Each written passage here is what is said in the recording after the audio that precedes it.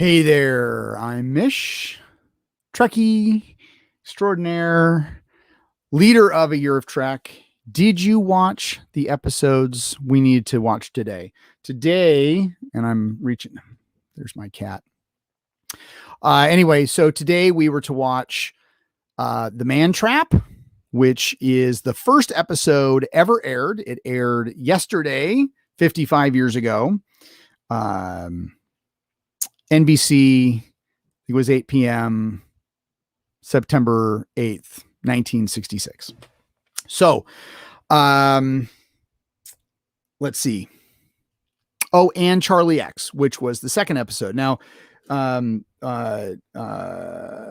Man Trap was actually the sixth episode filmed, but they chose to have that air the first time. Now, before I get into the episode, I have to share this. So my daughter, I actually have three kids. My daughter's the youngest. My eldest and my youngest are the geeks. My middle son, he's not so much of a geek. He kind of geeks out about his own things. He's an Apple freak. I guess that's kind of where he geeks out on. Eldest, he likes Star Wars and he likes Power Rangers and he loves comics, all that kind of stuff. Not really into Star Trek. Big video game person. And there's my daughter right there. Hi, daughter. Hi. Are you too stinky to come on? Yeah. Nobody's actually watching, but somebody probably will later. No? Okay. Well, I'm talking about you because the Man Trap. Yeah. Okay. We're just looking for the cat. Oh, he's right here, just sitting in the window. So anyway, that was my daughter. So years and years and years ago, because I don't really have a child yet who is a Trekkie. Now, my eldest, one of his middle names is James, of course, for James Kirk. So now my daughter, I could not get, my wife refused to even have a middle name as even Uhura. Trust me, I did try. Guess not hard enough, but that's okay. Anyway, so I'm like, my daughter's like, oh, I'm bored. Let's watch TV together. And I was like, sure. And she's like, well, what do you want to watch? And I said, hey, why don't we watch Star Trek? And she's like, oh, come on. Cause she's, I'm the type of guy, we watch Star Trek 2, The Wrath of Khan, and I'm sitting there pissing the entire family off because I know all the lines and I'm saying them before the actors are saying them. Yes, I am. I can sometimes be that type of person. But I told her, I was like, look, I get it. I said, I don't know all the lines to everything. It's just Star Trek 2 that I'm a freak fan of. I said, give it a chance. I said, we'll watch the first episode. We'll watch the first episode. If you don't like it, we'll watch something else. So, of course, we watched The Man Trap. And that was it for her. She freaking loved it. She's like, the salt monster was like the coolest thing to her. And so she has really been a Star Trek fan ever since. Not a super freak, but she will watch Star Trek with me. She has not yet been able to watch so far A Year of Trek. I will probably have her on the show at some point. Now is volleyball season. So if you didn't watch the Lower Decks episode earlier, I was actually going to do that from the car. Well, I had one bar. We were in the middle of nowhere and it really didn't go very successfully. That's why Lower Decks episode was done literally right like 6 minutes ago. We just finished. So anyway, so I have my Star Trek Trekkie child. This weekend, George Takei. Yeah, George Takei. I always screw that up. Most people screw it up. Anyway, George Takei is going to be in Portland at the Rose City Comic Con. I have tickets. I have photo tickets, so we can actually have photos with him. It has been Oh my gosh. It's been a really long time. I think it's probably been about 35 or 34 years. My daughter's a freshman or a sophomore in high school. I believe I was a sophomore, maybe a junior in high school when I met George for the first time. Actually, I think I've only met him once. So it is the one and only time. So, and that was back in the day where you stood in line. You could actually, like, it wasn't going to a booth where you stand in line and there's like 400 people. Like, Creation Conventions had a Star Trek convention. It was Star Trek only, and there was one star. And you came to see that one star. And then it's, kind of blew up from there. And then I don't know. I don't really like the Comic Cons nowadays. Too many people. Anyway, enough of that. Anyway, so we're going so she can see George, and yeah, so it's going to be a really, it's going to be fun. Now, that's kind of my Man Trap story. So Man Trap is kind of like that for us. It's the show that got my daughter to be a fan, which is kind of cool. So getting into the episode, of course, this is kind of how the episodes are going to go for all the not new stuff. Of course, Lower Decks, I'm going to, rehash the entire thing, point out different things. The original shows, we've seen these, unless of course you're new and this is the first time you're actually watching Star Trek. If you are watching Star Trek for the first time, welcome to the family. And please enjoy the entire story. It's absolutely fantastic, but I'm not going to be rehashing them. I just kind of wrote down notes and go, oh, I hadn't thought of that before, or this, or this is something new, or maybe I have some new thought I wanted to share. So it is Stardate 1513.1. Cat head. That's Dojo, my cat. They are on a routine mission to go do physicals for this I guess archaeologist or anthropologist, this professor and his wife, who just happens to be an old flame of Dr. McCoy. So they get down there, and of course, spoiler alert, Dr. McCoy's old flame is the salt monster. So now some of the things, now it's funny. Okay. So when they initially beam down to the planet, and like, McCoy sees this gal, and he sees her as she was like 10 or 12 years ago. They throw out 10 years, and then specifically he says 12 years. So, of course the 10 years is relative. He sees her as he remembers her. Kirk sees her as she apparently is now. And then there's this guy, Darnell. He sees her as a hooker from a pleasure planet. And I just think that's kind of funny. And of course, he gets kind of scolded by McCoy. I thought that was kind of funny. Now, we've seen the episode, and of course, the salt monster leaves these blotches on the characters' faces when she sucks all the sodium out of them. And I think like the acting was so well done, because the way the actress touched McCoy's face at the beginning of the episode, like, you would really only notice this if you'd seen the episode 100 times and you know what happens. And I've noticed this before, but I made a note because I wanted to talk about it, or not talk about it, but I just wanted to mention it if nobody else had. The way she touches his face, it's kind of like half endearing, like, I miss you, and half I want to suck the sodium out of your body. Like, I just like, it was there. It was like that foreshadowing. So I really, I think that's cool. And then of course, when we find Darnell, because he follows the blonde hooker, And he ends up dead. He's the first one who dies. He's actually, Darnell can go down in history as the first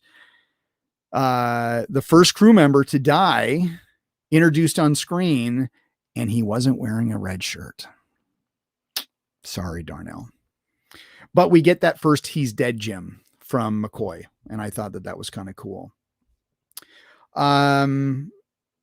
So the Salt Monster ends up killing another character, ends up with that character, dressed as that character, beams up to the ship, has an interaction with Janice Rand, Yeoman Rand. Now, Yeoman Rand is like, she's carrying this plate with food on it. And then she takes some salt and she, of course, you got to create this scene where, the salt monster's like, oh, salt. She eventually brings the tray to Sulu. So we get introduced to Sulu. That's his food. She was eating his food. Did you I never really, because I was like, oh, okay. she was delivering that food to Sulu. The bitch was eating Sulu's food. Oh my gosh.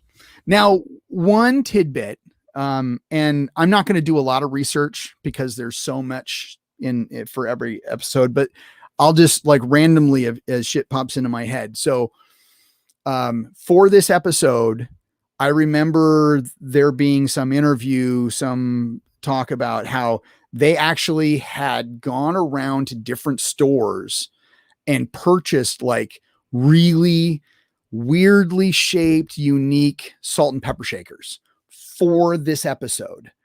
And then the ones that they didn't use, one actually turned into the little scanner that McCoy uses to diagnose people, or the woo, woo, woo, woo, woo, woo. So that is actually a salt and pepper shaker. Let's see. So, now this person, the salt monster changes into, some handsome guy for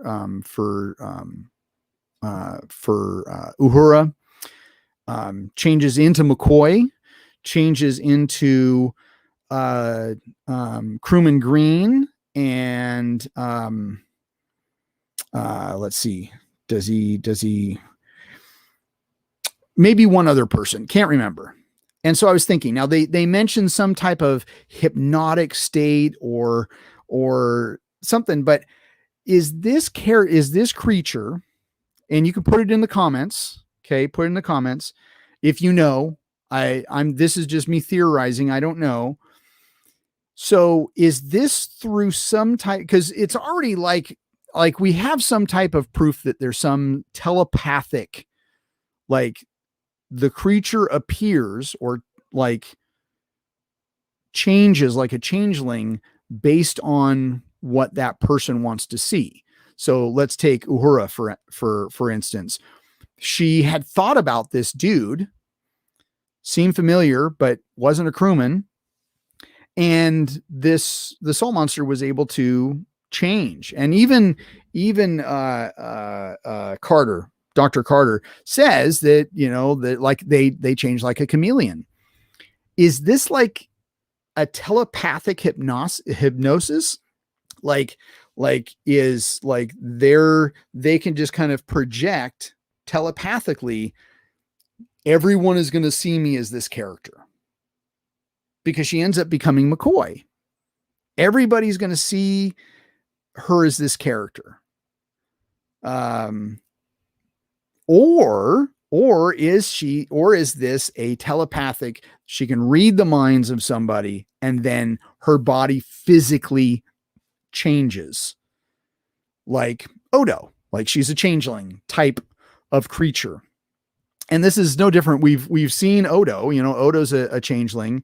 The character, and I don't know if there was any expanded universe stuff on this or any talks, but from Star Trek 6, we have Iman, she plays a changeling. Is it the same changeling that is associated with Odo? We don't know, because Odo is 300 some years old. That's several series away. if you have no idea what I'm talking about, but that's okay. So that was just a thought, just a thought.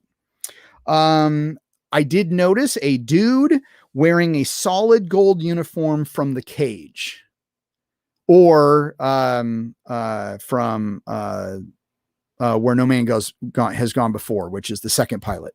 So he's wearing an old style uniform where everybody else is wearing the red, blue, or gold with a black collar. He is wearing solid gold. So I thought that was an interesting look. So even with the first episode, we have canonized that you still go through uniform changes, and it's never, so those people who bitch about uniforms, and yes, I'm pointing at myself, I was one of them, specifically with Discovery. Yeah. So, let's see. Carter, he actually has an old style laser pistol when he's shooting at Spock and McCoy, or Spock and Kirk. Later, Carter's on the show, or on the ship, and they're in the boardroom. He said he's able to identify, that he would be able to tell who the creature is, regardless of what the salt monster looked like. Was that the story telling us that he knew that McCoy in that scene was really the salt monster? I don't know. Because I wrote, did Carter know he was sitting next to the salt monster is what I wrote down. So I don't know. Maybe that was telling us that was. Let's see. Now, in the end, of course, to save the captain, to save himself, and actually he technically not to save the captain, kind of, because Spock fought the salt monster first. But anyway, regardless, he ends up killing the salt monster. And I thought of this. Bones would totally be canceled in today's culture because he killed an endangered species, like the last of its kind. Like, could you just imagine if that hit Twitter? Like, he would be canceled. Like, make him retire. Like, I don't know. I just think that's absurd. So anyway, I like that episode. I mean, it's the one that brought my daughter into it. I don't really know what it was trying to say at the time. They talk about like buffalo and how, relating to the buffalo who are no longer around, which buffalo are around now. So of course we have, by that time, they are extinct, kind of like the humpback whales. And so making that correlation, I don't know if that was part of that. Yeah. So on to the next episode. We have Charlie X. Charlie X is, let's see. Charlie X is basically a story of an entitled teenage brat with Q powers. I guess that's pretty much it in a nutshell. Stardate is 1533.6. So we've kind of, we've jumped up a little bit from the last thing. Right in the beginning, where we learned that there are 428 crew on the Enterprise, or basically on a starship, but I assume it's also the Enterprise. That is a considerable bump from The Cage, where Pike says 203. So of course, just got to make it a little bit more popular. Let's see. I can't remember. So there's of course, there's lots of Star Trek shows out there, on YouTube, kind of like, me doing commentary on the episodes. Steve Shives is one of them. Don't really agree totally politically with him. I think he's a little extreme, but when it comes to his Star Trek essays, he does a really good job. Like, he does his research, and I really enjoy his show. And of course you have Trek Culture, who is based out of What Culture. And then, you know, there's some other shows out there, but those are really the two primary ones that I kind of pay attention to, watch them when I can. And honestly, they, you know, don't want to deter you from good stuff. Go and see their stuff. You like them, subscribe. If you like, here, hit the like button if you like this episode so far and you're still here. And if you haven't subscribed, hit the subscribe button. That really helps me out. I appreciate it. I have a new subscriber today. I went from 18 to 19 in one day. Yay! But really, this is just about, I want people who are Star Trek fans to follow me. So eventually we'll get to 100,000. I'll be able to put a silver thing back up there, but that's not important. Anyway, so I can't remember if it was on Steve Shives, it was on Trek Culture, or if it was, there was a comment that came up somewhere on some Star Trek related YouTube channel, and talking about the slap on the ass and how that was completely inappropriate and that it wouldn't fly in today's society. Did you watch the episode? Like, it didn't fly. Like, Janice totally was like, dude, that's not cool. And then of course she's like, go ask Captain Kirk why it's not cool. I mean, but she totally shut the guy down. Like, she's like, now, of course we could say, and Kirk kind of did give him some excuses, you know, kind of like, not necessarily the boys will be boys, but it's like, Kirk is like, dude, he's been alone for like almost his entire life. He's like this socially awkward. He's never been around people, specifically girls, and he doesn't know. So it's our job to train him. So Kirk is trying to do the right thing. But yeah, I mean, like, no shit, it wouldn't fly today, but it didn't fly in the episode either. So I don't know what people, you got to pay attention to the episodes, man. One thing I noticed when they were playing chess, when Charlie and Spock were playing chess, the other game table was a mess. There were games like somebody just left their cards out, spread out. Really? Now, I get it. I totally get it. It's the set people saying, hey, this is a game table. It's not just a random empty table and they're playing chess. Like, I get it, but I was like, that's a messy table. Why would they have a messy table? Of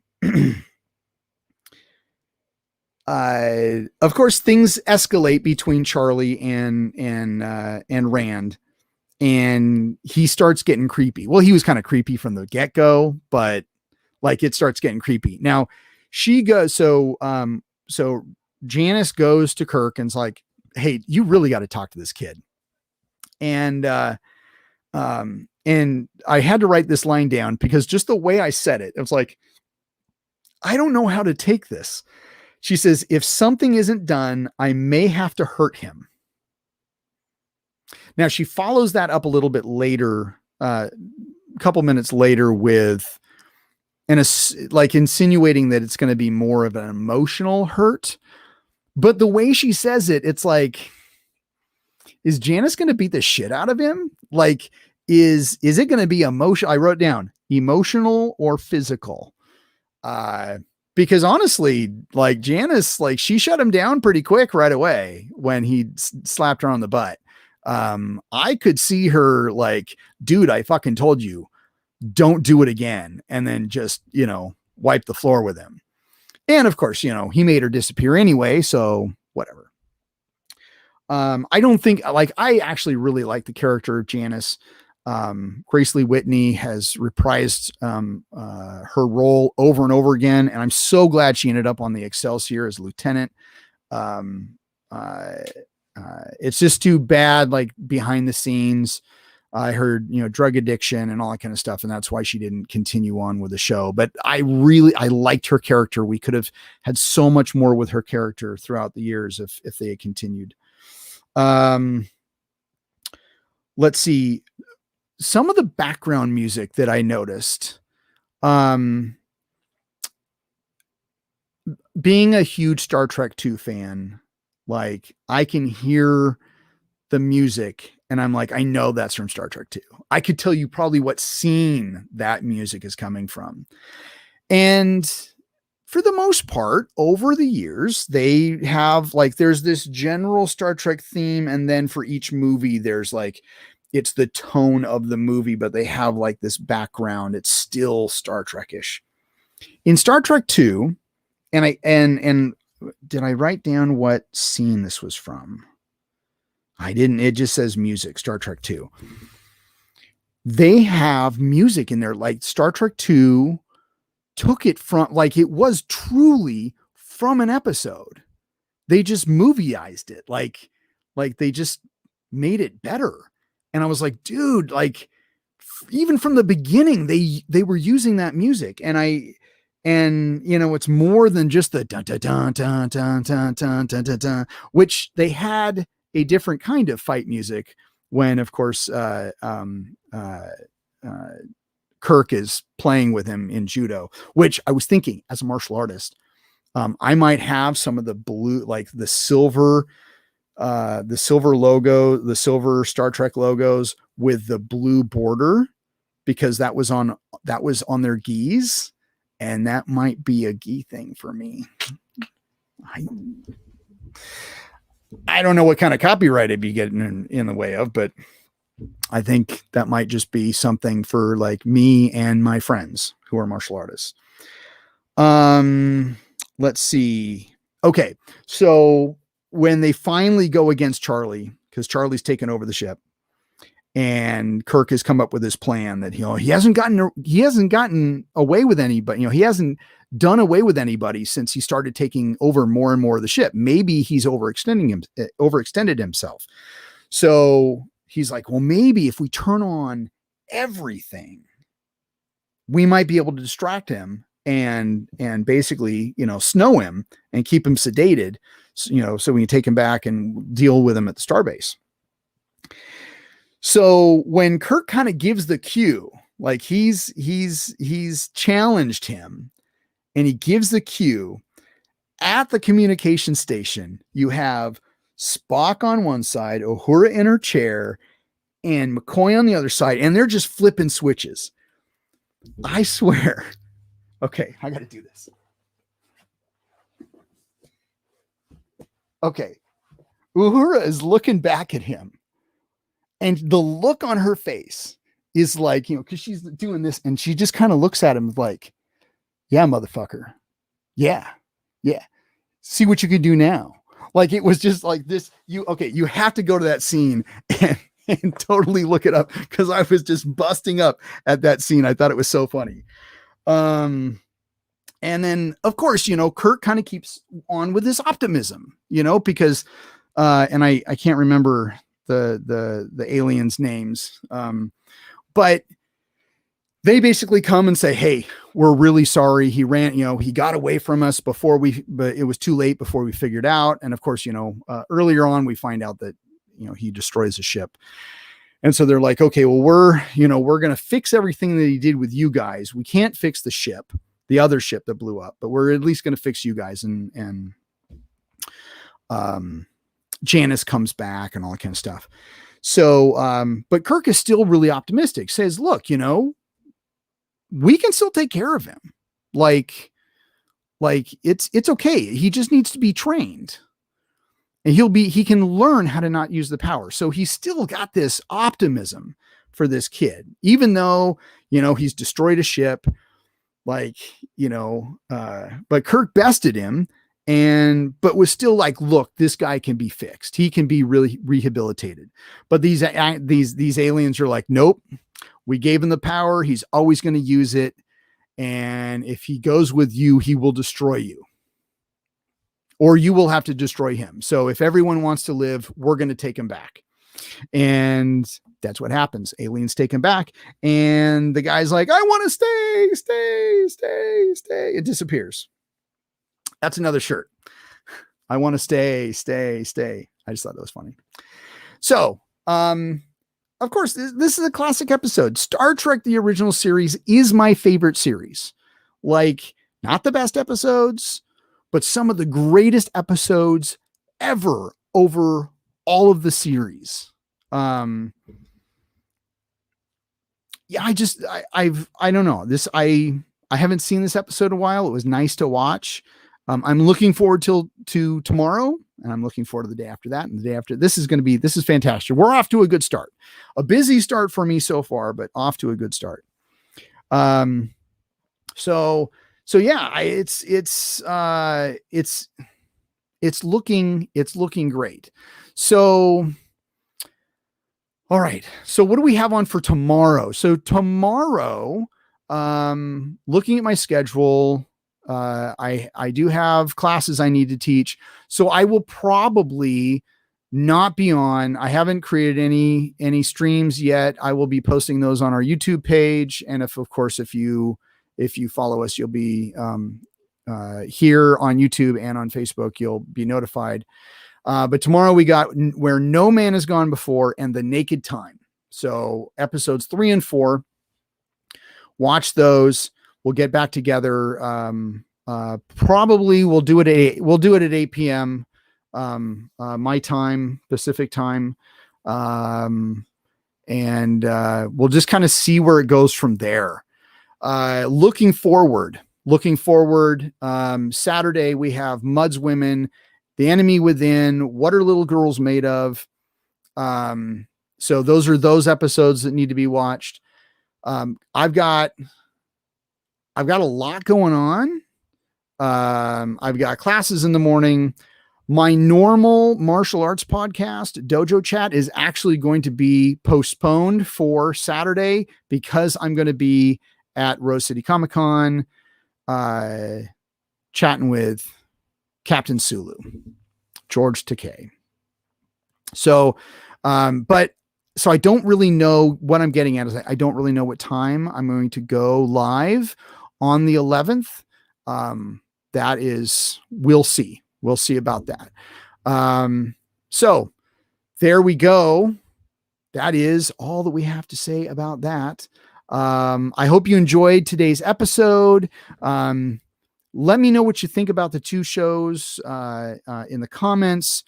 Like, share, subscribe, all that really cool social media stuff. Give us a like. That really kind of helps us out.